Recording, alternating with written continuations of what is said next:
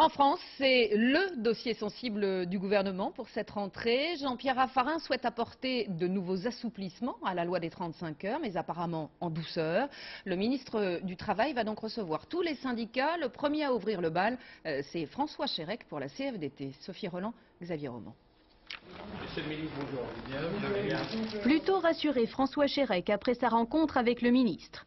Le responsable de la CFDT a eu l'impression que le gouvernement n'a pas envie de bousculer la loi sur les 35 heures. Pour lui, ce nouveau débat est d'ailleurs inutile. On lui a demandé de mettre fin à cette polémique stupide qui consiste à se faire un psychodrame comme on sait les faire en France sur la remise en cause de la loi qui elle-même a déjà été modifiée il y a quelques mois. Sans attendre une révision de la loi, plusieurs patrons ont dès cet été remis en cause leurs accords 35 heures. Chez Bosch, par exemple, les salariés ont accepté de travailler 36 heures sans compensation salariale pour éviter une délocalisation.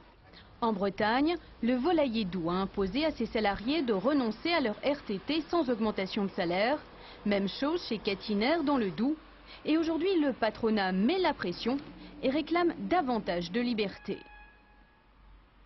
Je trouve qu'on devrait se passer de la loi. Donc il ne s'agit pas de la supprimer ou de ne pas la supprimer. Il s'agit de dire que la loi est un filet de sécurité lorsque la négociation échoue. Mais chaque fois que les entrepreneurs et leurs salariés peuvent s'entendre eux-mêmes au plus proche de la réalité de leurs entreprises, c'est un progrès social. De son côté, la CGT parle de chantage à l'emploi et compte bien demander au gouvernement d'intervenir. Nous allons donc demander au gouvernement de faire un peu plus que de s'en tenir à quelques propos de condamnation.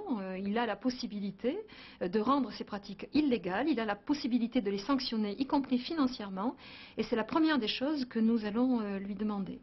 Les consultations avec les autres syndicats reprendront dès lundi et continueront jusqu'au 7 septembre. Le débat sur les 35 heures est à nouveau lancé et il n'est pas prêt de se refermer.